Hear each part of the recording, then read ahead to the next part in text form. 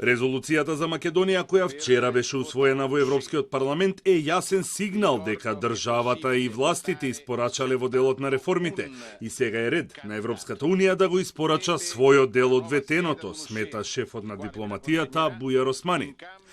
За него клучно е да се постигне консензус меѓу сите членки и да се стартува со преговорите евентуално во јуни. Околу амандманот за осуда на бугарската реторика кој не беше усвоен, а беа прифатени два амандмани според кои има дискриминација на бугарите во Македонија, Османи без конкретен став.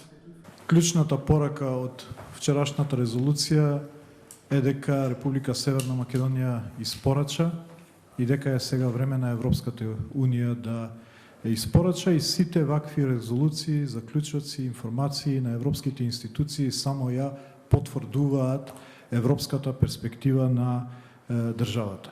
Ние сметаме дека првата меѓувладина конференција и почетокот на преговорите треба да се одржи веднаш и без одлагање и работиме тоа да се случи уште во јунскиот самит на Европската унија.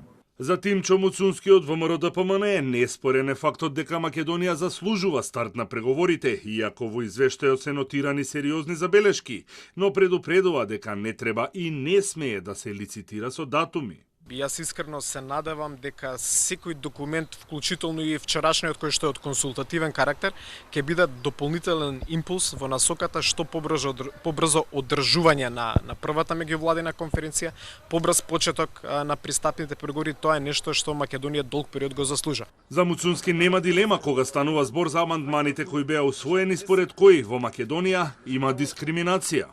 Со максимална почит кон Европскиот парламент, но за мене стандард за тоа дали некој почитува или не почитува малцински права е Европскиот суд за човекови права. Само треба да се погледнат пресудите на Европскиот суд за човекови права, ќе видите која земја има проблем со почит кон малцинствата. Кога станува збор за амандманот со кој се осудуваше провокативната реторика на Бугарија кон Македонија, кој не помина поради блокада на европратениците од Европската народна партија и конзервативците, Муцунски вели дека поддршката од Европската народна партија секогаш била тука за Македонија и покрај вчерашното гласање. Резолуцијата, подготвена од известувачот за Македонија во Европарламентот, бугарскиот европратеник Илхан Ќучук, бара државата да продолжи со реформите, особено во делот на борбата против корупцијата и организираниот криминал.